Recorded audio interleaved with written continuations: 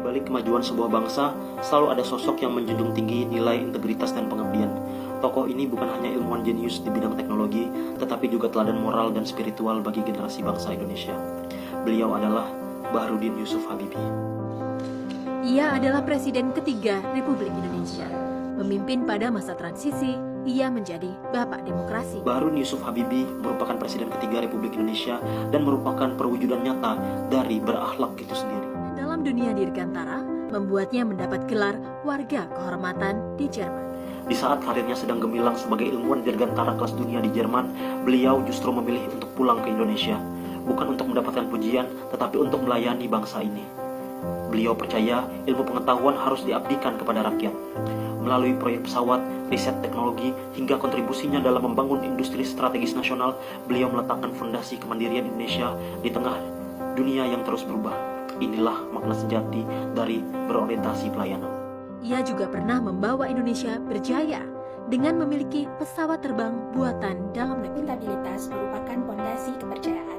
Nilai akuntabel yang bisa kita pelajari dari Bapak B.J. Habibie adalah Habibie selalu berusaha bertanggung jawab terhadap tugas dan keputusannya. Ia tidak ragu mengambil langkah besar walau berisiko tinggi dan menjelaskan pertanggungjawabannya secara terbuka. Contohnya, dalam menghadapi krisis moneter, Habibie membentuk Badan Penyihatan Perbankan untuk menstabilkan nilai tukar rupiah. Walaupun beliau harus mengorbankan salah satu mimpinya, yaitu menghentikan pembiayaan pesawat N250 demi mendapat bantuan dari IMF untuk mengatasi krisis agar tidak berlarut-larut. Selanjutnya, kompeten. Habibie adalah simbol kecerdasan dan kompetisi. Ia merupakan insinyur pesawat terbang kelas dunia dengan banyak kontribusi nyata dalam dunia teknologi penerbangan.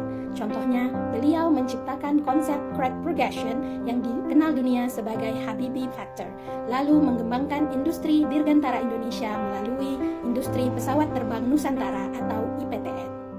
Pemilik 46 hak paten di bidang aeronautika, yang juga dikenal sebagai Bapak Teknologi. Melihat lebih dekat, sosok Baharudin Yusuf Habibie. Bapak B.J. Habibie dalam menerapkan nilai harmonis, yaitu beliau tetap menjaga hubungan yang baik dengan berbagai pihak, baik di dalam maupun luar negeri, serta menghargai keberagaman bangsa Indonesia.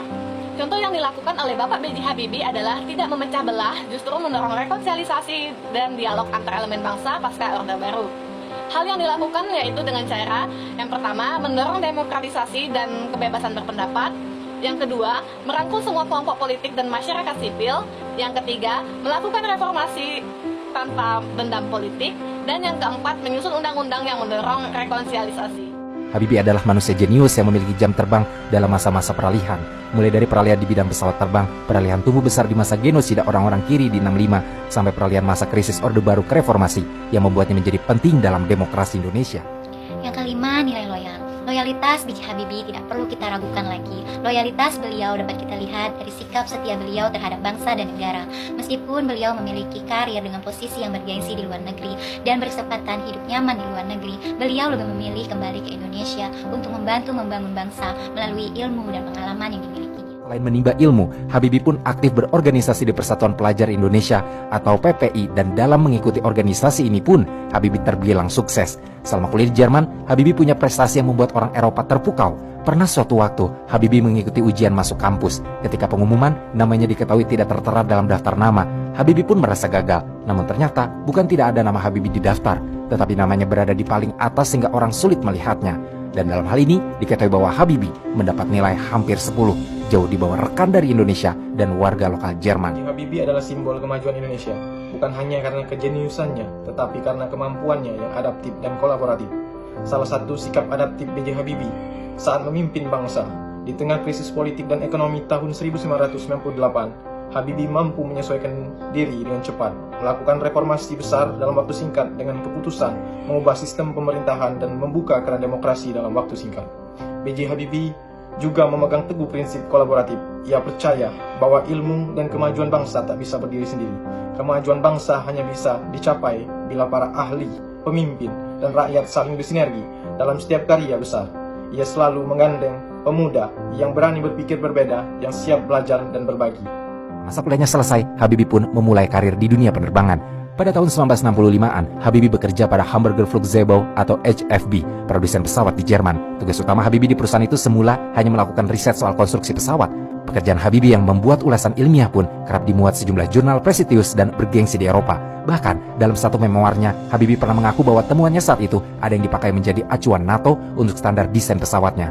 Dalam buku Makmur Maka yang berjudul The True Life of Habibie, cerita di balik kesuksesan yang terbit pada tahun 2008, Makmur mengatakan bahwa karir Habibie dalam dunia pesawat terbang mulai menanjak setelah memecahkan masalah kestabilan konstruksi bagian belakang pesawat F-20X. Bapak B.J. Habibie representasi nyata dari nilai-nilai berakhlak.